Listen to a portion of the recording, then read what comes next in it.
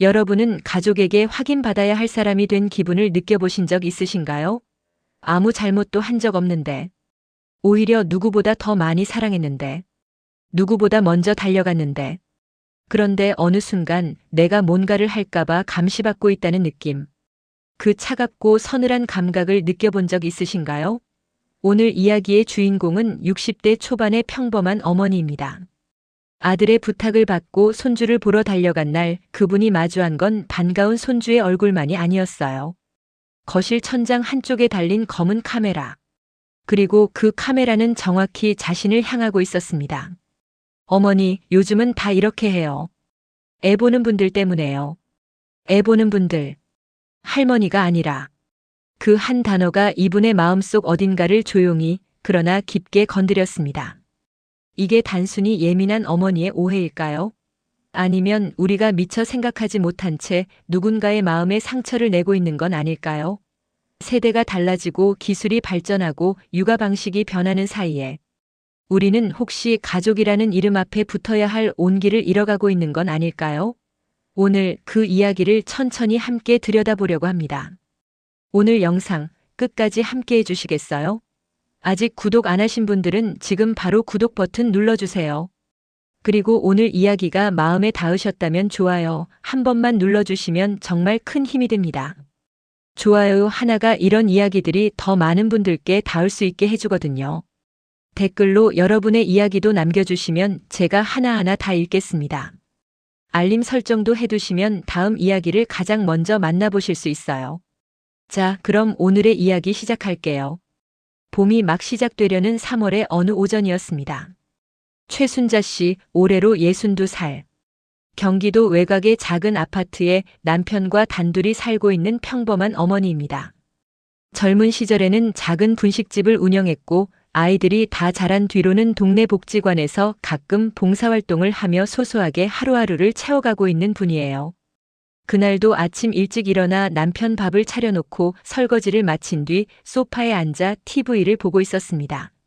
아침 뉴스가 흘러나오고 창밖엔 아직 쌀쌀한 바람이 불고 있었지요. 그런데 그때 휴대폰이 울렸습니다. 아들이었습니다. 엄마, 이번 주에 우리 집에 와줄 수 있어요? 애 좀 봐줘. 며느리가 검진이 있어서. 그 말이 얼마나 반가웠는지 모릅니다. 사실 손주 얼굴을 본 지가 벌써 한 달이 훌쩍 넘었거든요. 아들 내외가 바쁘다는 건 알고 있었어요. 맞벌이에 육아에 거기다 요즘은 아이 하나 키우는 것도 보통 일이 아니잖아요.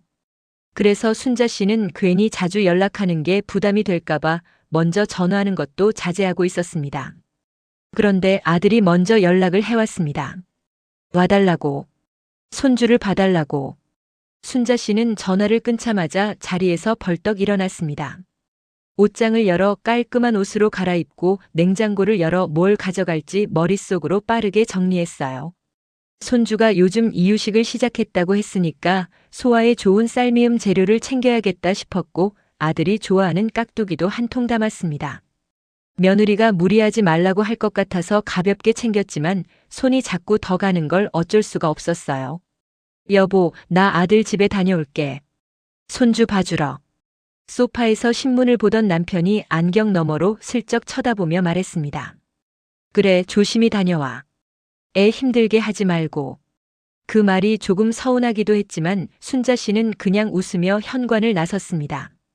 마음이 벌써 아들 집에 가 있었거든요.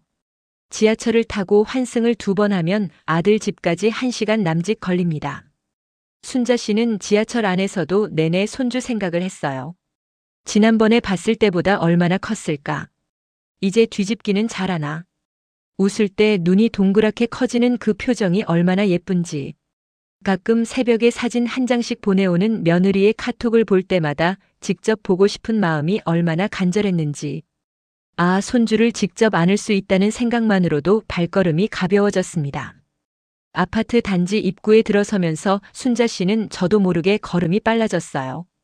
엘리베이터를 타고 12층 버튼을 누르면서도 입가에 미소가 맺혔습니다. 오늘은 손주 목욕도 시켜줄 수 있을까, 재워줄 수 있을까, 자장가는 어떤 걸 불러줄까. 그런 설레는 마음으로 초인종을 눌렀습니다. 딸깍. 문이 열렸습니다. 어머니 오셨어요? 며느리 지연 씨가 아기를 안은 채로 반갑게 맞아주었습니다. 순자 씨는 곧바로 손주에게 눈이 갔어요. 아, 얼마나 컸는지. 볼살이 통통하게 올라오고 눈빛도 훨씬 초롱초롱해져 있었습니다. 우리 준이 할머니 왔다. 아이에게 손을 내밀며 거실 안으로 들어서는 순간이었습니다. 순자 씨의 눈이 천장 한쪽에서 멈췄습니다. 검은색의 작은 카메라. 벽과 천장이 만나는 모서리 부분에 조용히 달려 있었습니다. 처음엔 정말 잘못 본 줄 알았어요. 눈을 깜빡이고 다시 봤습니다. 분명히 있었습니다. 그리고 그 카메라의 렌즈는 자신이 들어온 방향, 정확히 현관에서 거실로 이어지는 동선을 향하고 있었습니다. 순자 씨는 순간 발이 굳는 느낌이 들었습니다. 아무 말도 하지 않았어요. 그냥 자연스럽게 소파에 앉아 아이를 받아 안았습니다. 그런데 마음 한켠에 이상한 감각이 스며들기 시작했습니다. 말로 정확히 설명할 수는 없지만 뭔가 공기가 달라진 것 같은 느낌.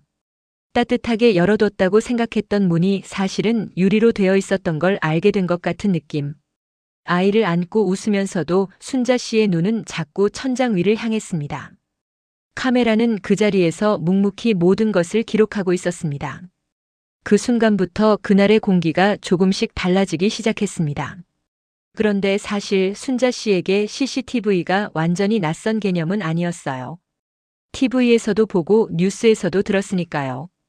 요즘 아이 키우는 집에서는 아이 돌보는 사람을 확인하기 위해 카메라를 설치한다는 이야기. 특히 어린이집이나 가정집 보모를 고용했을 때 아이 안전을 위해 녹화하는 경우가 많다는 것도 알고 있었습니다. 그러니까 논리적으로는 이해할 수 있었어요. 하지만 지금 이 상황에서 카메라 앞에 서 있는 사람은 순자 씨였습니다. 할머니인 순자 씨가요.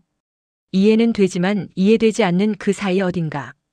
그 간극이 너무도 조용하게 그러나 선명하게 가슴속을 긁어내리고 있었습니다. 순자 씨는 아이의 보드랍고 따뜻한 볼을 손등으로 어루만지며 생각했습니다. 내가 여기서 뭘 잘못할 것 같아서 달았을까? 물론 그런 생각이 든다는 사실 자체가 너무 슬펐지만 한번 들어버린 생각은 좀처럼 사라지지 않았습니다. 그것이 그날의 시작이었습니다. 그 집에 처음 카메라가 설치된 건 3달 전이라고 했습니다. 나중에 며느리에게 조심스럽게 이유를 물었을 때 지연 씨는 별것 아니라는 듯이 대답했어요. 요즘은 다들 달더라고요. 직장 복귀하면 아이를 맡겨야 하니까 미리 연습도 할 겸 달아봤어요. 어머니, 불편하게 생각하지 마세요. 저도 저 카메라 보면서 애가 잘 있나 확인하는 거예요. 그 말은 분명 진심이었을 거예요. 며느리가 아기를 품고 설치한 건 절대 아니었을 거예요. 순자 씨도 그건 알았습니다. 하지만 그럼에도 불구하고 애 보는 분들 때문에요. 그분들 안에 자신이 포함되어 있다는 사실이 순자 씨의 마음속 어딘가에 자꾸만 걸렸습니다. 나는 가족이 아니었나. 그날 순자 씨가 그 집에서 느꼈던 감정을 한 단어로 표현하자면 아마 이 단어가 가장 가까울 것 같습니다. 낯설. 가장 익숙해야 할 공간에서 가장 가까운 사람들 사이에서 느끼는 그 낯설고 서늘한 감각. 그것이 이 이야기의 시작점입니다. 순자 씨는 그날 오전 11시에 도착해서 저녁 7시까지 있었습니다. 꼬박 8시간이었어요. 그 8시간 동안 순자 씨는 손주를 위해 할 수 있는 모든 것을 했습니다. 기저귀를 갈고 우유를 먹이고 낮잠을 재우고 칭얼대면 업어서 거실을 왔다 갔다 했고 잠깐 깨어있는 시간에는 딸랑이를 흔들어주고 동요를 불러줬어요. 점심때는 가져온 재료로 쌀미음을 끓였고 며느리가 검진해서 돌아올 때까지 아이 곁을 한시도 떠나지 않았습니다. 그러나 그 모든 시간 동안 순자 씨는 이상한 긴장감 속에 있었습니다. 처음 1시간은 카메라를 잊으려고 의식적으로 노력했어요. 그냥 두면 되지, 나는 아무것도 잘못하는 게 없잖아라고 속으로 되뇌었습니다. 하지만 몸은 마음처럼 따라주지 않았어요. 기저귀를 갈 때도 자꾸 동작이 어색해졌습니다. 평소에는 수십 번도 더 해온 일인데 그날은 왜인지 손이 떨리는 것 같았어요. 혹시 너무 세게 다리를 들지는 않았는지. 아이가 잠깐 울었을 때 내가 너무 느리게 반응한 건 아닌지. 눌러 보이지 않으려고 웃고는 있지만 그 웃음이 카메라에 어떻게 찍히고 있는지. 평소에는 한 번도 신경 쓰지 않았던 것들이 자꾸 의식됐습니다. 우유를 먹이다가 아이가 조금 사례가 들렸어요. 흔히 있는 일이고 등을 살살 두드려주면 금방 괜찮아지는 거였습니다. 그런데 그 짧은 순간에 순자 씨의 머릿속에 스쳐간 생각은 이거였어요. 저게 카메라에 찍혔겠지. 나중에 보면 내가 잘못 먹인 것처럼 보이지 않을까? 그 생각이 드는 자기 자신이 너무 낯설었습니다. 이런 생각을 해야 하는 상황이 너무 싫었어요. 아이가 사례가 들리면 그냥 빨리 달래주면 되는 거잖아요. 그게 전부잖아요. 그런데 지금 자신은 그 단순한 순간에도 카메라를 의식하고 있었습니다. 이게 맞는 건지, 이게 정상인 건지. 점심때 쌀미음을 끓이면서도 마찬가지였어요. 부엌에는 카메라가 없었지만 거실에 있는 카메라의 각도가 어디까지 닿는지 계속 머릿속에서 계산이 됐습니다. 아이를 거실 바운서에 눕혀두고 부엌에 들어가 있는 게 맞는지 아니면 아이를 부엌 입구 근처에 두는 게 맞는지. 카메라가 없었다면 절대 하지 않았을 생각들이었어요. 그 생각들이 정말 피곤했습니다. 몸이 피곤한 게 아니라 마음이 피곤했어요. 8시간 내내 손주를 돌보는 것 자체는 힘들어도 행복한 일이었지만 그 행복 위에 얇은 유리막이 씌워진 것 같은 느낌이 계속됐습니다. 직접 만지면 따뜻한데 유리 때문에 그 온기가 오롯이 전달되지 않는 것 같은 느낌. 낮잠을 재울 때가 특히 그랬어요. 아이가 좀처럼 잠을 이루지 못하고 칭얼댔습니다. 순자 씨는 자연스럽게 아이를 품에 안고 천천히 흔들어줬어요. 콧노래를 흥얼거리면서 등을 토닥이면서. 그러다 보면 아이가 슬슬 눈꺼풀이 무거워지거든요. 그런데 그날은 아이가 꽤 오래 버텼습니다. 20분이 넘도록 칭얼댔어요. 그냥 원래 그런 날이 있는 거잖아요. 아이가 피고는 한데 잠이 안 오는 날. 어른도 그런 날이 있듯이. 하지만 그 순간 순자 씨의 머릿속엔 다른 생각이 들었습니다. 저 카메라로 보면 내가 아이를 못 재우는 것처럼 보이겠구나. 그 생각이 드는 순간 순자 씨는 속으로 울고 싶어졌습니다. 이게 무슨 일인지.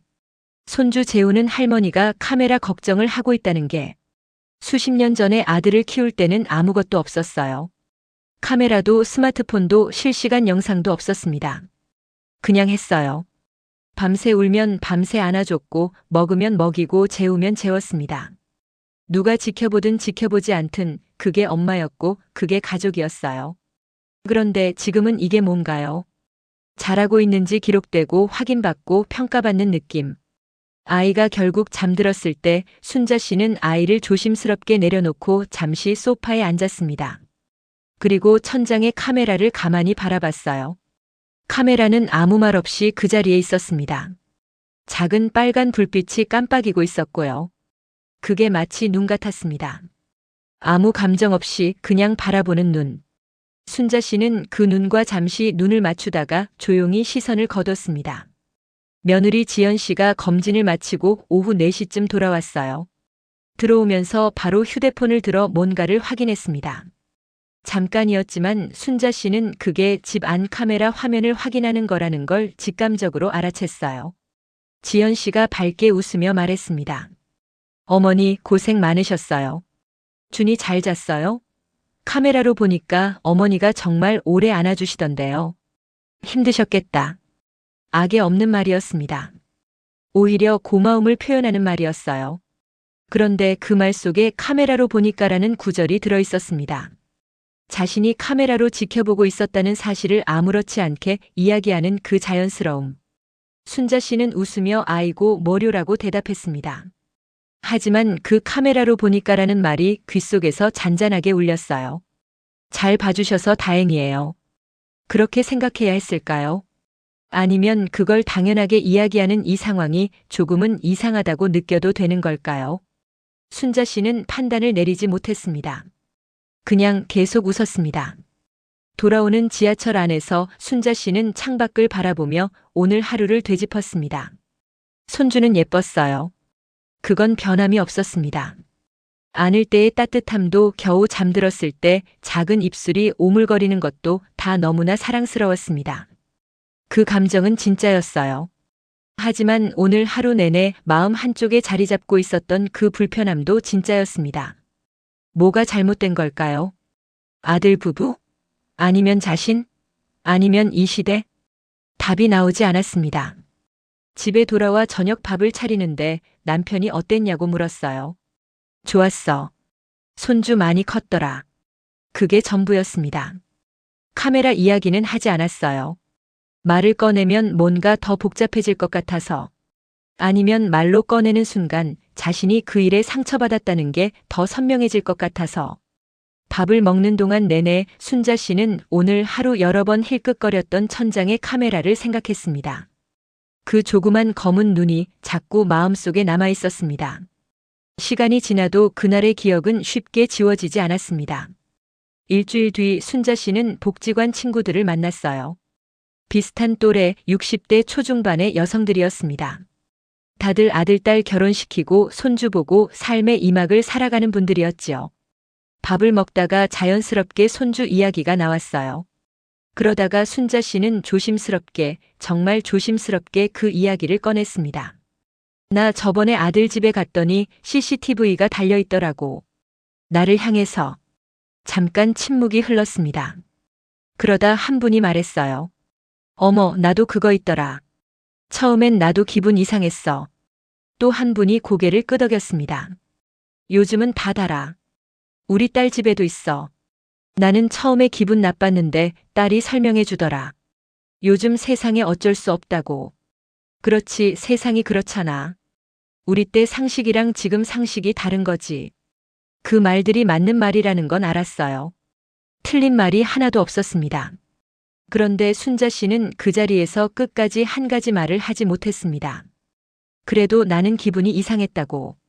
그래도 뭔가 마음 한켠이 쓰렸다고. 세상이 그렇다는 건 알겠는데 그래도 서늘했다고. 그 말은 끝내 입 밖으로 나오지 않았어요.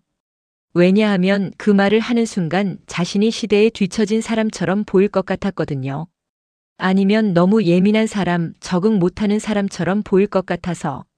순자 씨는 다른 분들처럼 고개를 끄덕이며 말했습니다. 그렇지, 세상이 그러니까 어쩔 수 없지. 하지만 마음속으로는 계속 물음표가 지워지지 않았어요. 그 무렵 순자 씨는 우연히 인터넷 기사를 하나 봤습니다. 육아 중 CCTV 설치, 어디까지 괜찮을까라는 제목의 기사였어요. 기사 아래 댓글이 수백 개 달려 있었는데 크게 두 가지 입장으로 나뉘어 있었습니다. 한쪽은 이랬어요. 당연한 거 아닌가요? 내 아이 안전을 위해 내 집에 카메라 다는 게 뭐가 문제예요? 요즘 세상에 아이 맡기면서 카메라 없으면 불안하죠. 뉴스 보면 알잖아요. 시어머니라도 예외는 없어야죠.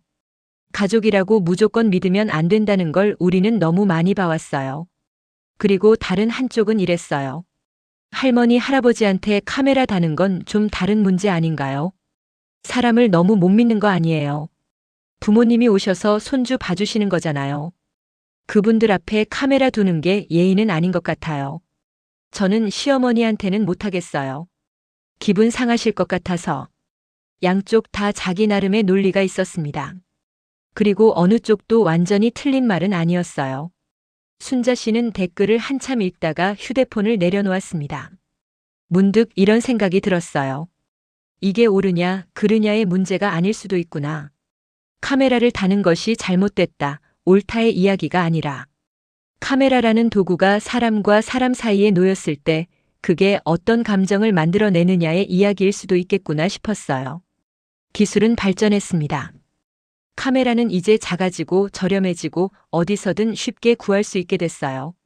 아이의 안전을 지키기 위한 수단으로 카메라를 쓰는 건 분명히 이해할 수 있는 일입니다. 하지만 기술이 해결하지 못하는 영역이 있어요. 마음이 느끼는 온도. 카메라 앞에서 갑자기 어색해지는 몸짓.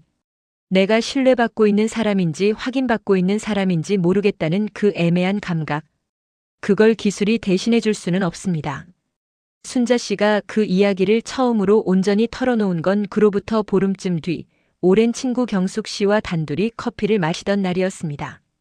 경숙 씨는 순자 씨와는 30년 지기예요. 같은 동네에 살면서 아이들 같이 키웠고 함께 웃고 울고 나이 들어온 친구. 그런 친구 앞에서 순자 씨는 처음으로 그날의 감정을 있는 그대로 꺼내놓았습니다.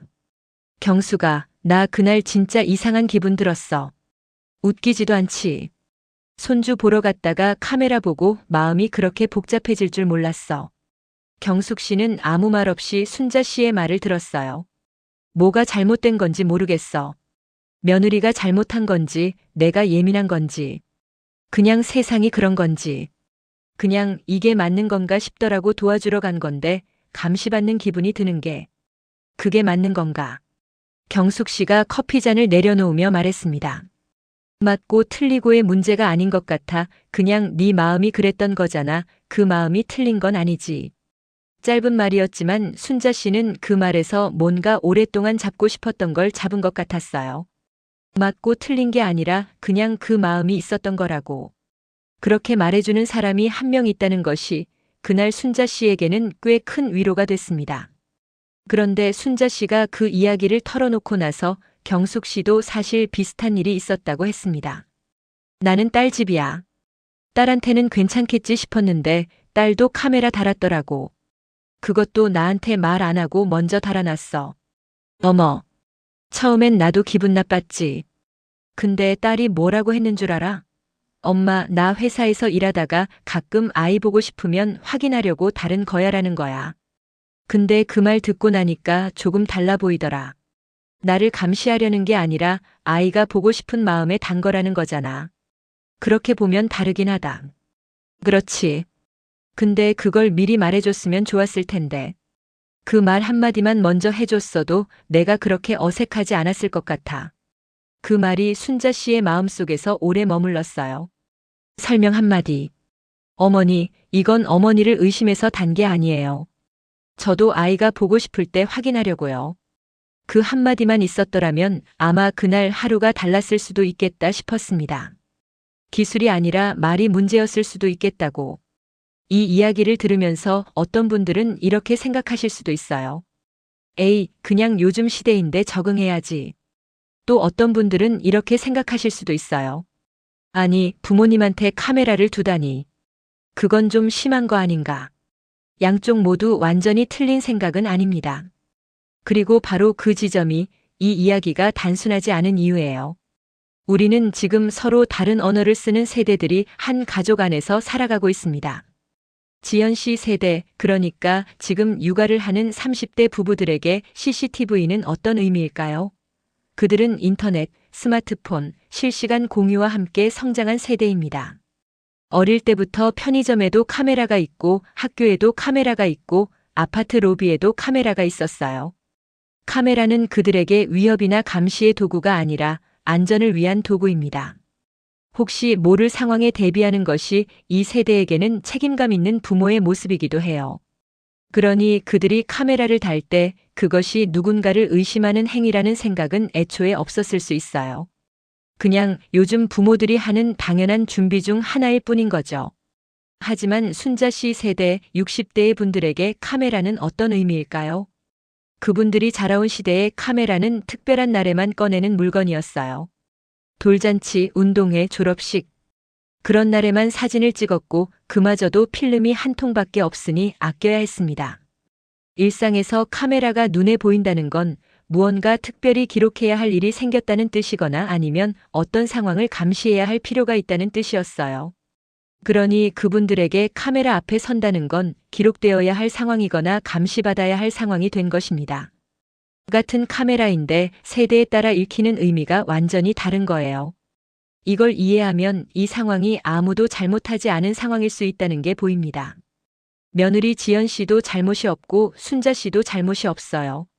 두 사람 다 각자의 언어와 각자의 세계에서 최선을 다하고 있는 거예요. 문제는 그 두 세계 사이에 다리를 놓는 언어가 부족했다는 것. 그렇다면 그 다리는 어떻게 놓을 수 있을까요? 순자 씨가 그 이후에도 몇 번 아들 집에 갔어요. 카메라는 여전히 거기 있었습니다. 없어지지 않았고 없어질 이유도 없었지요. 하지만 달라진 게 하나 있었어요. 어느 날 며느리 지연 씨가 순자 씨에게 조용히 말을 건넸습니다. 어머니, 지난번에 카메라 보시고 불편하셨죠? 순자 씨는 순간 당황했어요. 내색을 안 했다고 생각했는데. 아니, 괜찮아. 아니에요, 어머니. 제가 너무 설명 없이 달아났죠. 사실 어머니를 의심해서 단 게 아니에요. 저도 회사에서 일하다가 준이 보고 싶을 때 화면 보는 게 좋아서 달아놨거든요. 어머니가 요즘 잘 지내시나 화면으로 보면서 제가 안심이 되기도 하고요. 그 말을 들으면서 순자 씨는 뭔가가 조금씩 풀리는 느낌이 들었습니다. 어머니가 잘 지내시나 안심이 된다는 것. 그 카메라가 자신을 감시하는 눈이 아니라 며느리가 안심을 위해 연결해둔 창구라는 것. 생각해보면 그건 연결이었어요. 분리가 아니라. 그 말 한마디로 순자 씨가 몇 주 동안 마음에 품고 있던 서늘함이 조금 누그러졌습니다. 완전히 사라진 건 아니었지만 그 온도가 조금 올라간 것 같았어요. 이 일을 통해서 순자 씨가 새롭게 생각하게 된 것이 있었습니다. 가족 사이의 신뢰는 당연히 주어지는 게 아니구나. 예전에는 가족이니까 당연히 믿겠지 했어요. 설명 없이도 서로의 마음을 알겠지 했고요. 근데 세대가 다르고 자라온 환경이 다르고 쓰는 도구가 다르면 그 당연함이 당연하지 않을 수 있겠구나 싶었습니다. 신뢰는 쌓는 거라는 걸 알고 있었지만 가족 사이에서도 신뢰를 말로 표현하고 확인하고 다시 쌓아가야 한다는 건 조금 낯선 개념이었어요. 근데 어쩌면 그게 더 솔직한 관계일 수도 있겠다는 생각도 들었습니다. 당연히 알겠지, 당연히 이해하겠지로 가정하는 것보다 모를 수도 있으니 말해보자, 불편할 수 있으니 먼저 이야기하자. 그게 오히려 서로를 더 존중하는 방식일 수 있겠다고요. 세대가 다르면 마음이 다르게 읽힐 수 있습니다. 그걸 인정하는 것, 그리고 그 간극을 말로 메우려는 노력. 그게 바로 지금 우리 가족에게 필요한 언어가 아닐까 싶습니다. 사실 이 이야기는 비단 CCTV에 대한 이야기가 아닙니다. 육아를 둘러싼 수많은 크고 작은 방식의 차이들. 수면 교육에 대한 입장 차이. 이유식은 직접 만들어야 하나, 시판 제품을 써야 하나.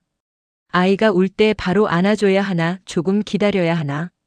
예방접종 스케줄, 외출 시 옷차림, 손 씻기 방법까지. 시어머니와 며느리 사이에서 또는 장인 장모와 사위 사이에서 이런 사소하고도 사소하지 않은 차이들이 끊임없이 발생합니다. 그리고 그 차이들이 쌓이면 어느 순간 한쪽은 왜 내 방식을 인정해주지 않는 거지? 라는 억울함을 느끼고 다른 한쪽은 왜 내 집에서 내 방식대로 못하게 하지? 라는 답답함을 느끼게 됩니다. 누가 더 옳은 게 아니에요. 세상이 변했고 정보가 늘었고 가치관이 달라졌어요. 그 모든 변화 속에서 서로 조금씩 이해하고 조금씩 맞춰가는 것. 그게 지금 우리 가족에게 필요한 일이 아닐까 싶어요. 그리고 그 첫 번째 단계는 자신이 느끼는 불편함을 억누르지 않고 적절한 방식으로 표현하는 것일 수 있습니다. 순자 씨가 경숙 씨에게 털어놓았던 것처럼, 그리고 지연 씨가 뒤늦게나마 먼저 말을 건넸던 것처럼. 그로부터 2달이 지났습니다. 순자 씨는 이제 한 달에 2~3번 아들 집을 찾아갑니다. 카메라는 여전히 거기 있어요. 빨간 불빛도 여전히 깜빡이고 있습니다. 하지만 순자 씨는 예전처럼 그 카메라를 의식하며 어색하게 움직이지는 않아요. 어느 날 순자 씨는 준이를 무릎에 앉혀놓고 동요를 불러주다가 문득 카메라를 쳐다봤습니다. 그리고는 혼자 속으로 웃었어요. 며느리가 지금 회사에서 이 화면 보고 있겠지. 그 생각을 하니까 이상하게 마음이 따뜻해졌습니다. 저 화면 너머로 며느리가 회사 책상에 앉아서 잠깐 화면을 열어 아이가 잘 있나 확인하는 모습. 그러다 시어머니가 아이를 무릎에 앉혀 동요 불러주는 걸 보고 잠깐 안도하는 모습. 그게 감시가 아니라 연결이라면. 그게 불신이 아니라 안도라면. 그걸 그렇게 볼 수 있게 된 건 결국 그 말 한마디 덕분이었습니다. 어머니를 의심한 게 아니에요. 준이가 보고 싶고 어머니가 어떻게 지내시나 안심이 되고 싶어서예요. 그 말이 카메라의 의미를 바꿔놨어요. 순자 씨가 최근에 가장 행복했던 순간을 꼽자면 이런 순간이었다고 했습니다. 아들 집에 갔던 어느 오후 준이가 처음으로 혼자 앉아 있다가 순자 씨를 발견하고는 팔을 벌리며 웃었대요. 분명하게 자기 할머니를 알아보고 다가오려는 그 몸짓. 그 순간 순자 씨는 모든 것을 잊었다고 했습니다. 카메라도 그날의 서늘함도 세대 차이도 그 모든 것이 다 사라지고 그냥 손주가 자신을 향해 팔을 벌리는 그 한 장면만 남았다고요. 그때 얼마나 울었는지 몰라. 웃으면서 울었어. 그 아이한테는 내가 그냥 할머니잖아. CCTV도 없고 확인도 없고 그냥 할머니. 그 말이 이긴 이야기의 가장 핵심에 있는 것 같습니다. 아이의 눈에는 카메라가 없어요. 아이의 눈에는 그냥 팔을 벌리면 달려올 사람이 있는 거예요. 그게 할머니예요. 아무리 세상이 변해도 아무리 기술이 달라져도 아이가 할머니를 보고 팔을 벌리는 그 순간만큼은 어떤 카메라도 기록할 수 없는 무언가가 있어요. 그 온기, 그 연결, 그 이름 없는 무언가.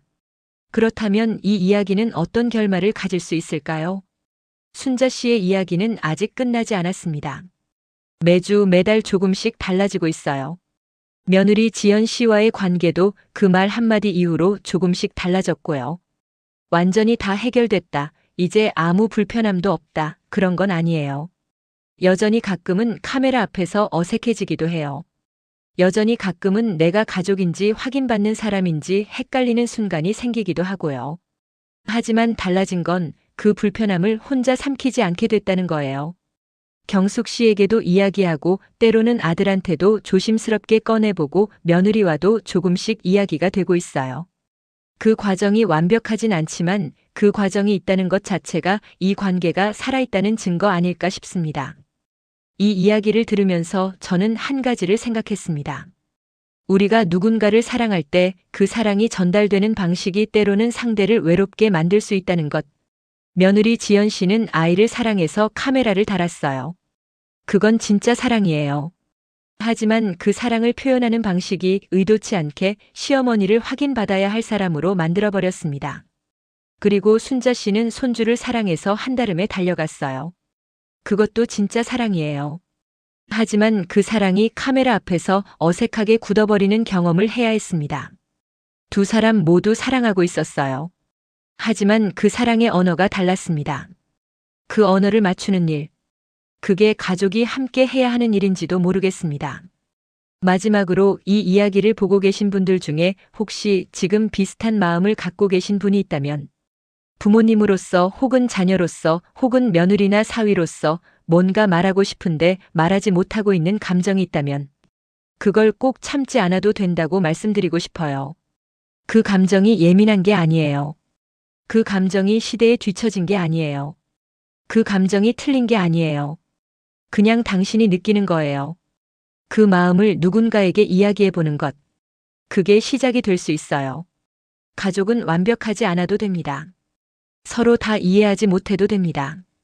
가끔 어색하고 가끔 서운하고 가끔 말이 안 통해도 그래도 다시 연락하고 다시 만나고 다시 손잡을 수 있으면 그게 가족이에요. 순자 씨가 오늘도 아들 집으로 전화를 걸고 있습니다. 준이 잘 있어? 이번 주에 가도 돼? 그 전화 한 통이 모든 것보다 더 많은 것을 말해주고 있습니다. 오늘 이야기 어떠셨나요? 단순히 CCTV 하나에 대한 이야기였지만 그 안에는 세대 차이, 신뢰 표현, 가족 사이의 언어에 대한 이야기가 담겨 있었습니다. 어쩌면 우리 모두가 각자의 방식으로 비슷한 이야기를 살아가고 있을지도 모르겠어요. 오늘 이 이야기가 조금이라도 마음에 남으셨다면 댓글로 여러분의 이야기도 들려주세요. 비슷한 경험이 있으셨나요? 아니면 이런 상황을 어떻게 풀어가셨나요? 여러분의 이야기가 또 다른 누군가에게 위로가 될 수 있습니다. 그리고 아직 구독과 좋아요 안 하신 분들 지금 눌러주세요. 알림 설정도 해두시면 다음 이야기를 가장 먼저 만나보실 수 있어요. 이런 이야기들이 더 많은 분들께 닿을 수 있도록 여러분의 공유도 큰 힘이 됩니다. 다음 이야기로 또 찾아오겠습니다. 감사합니다.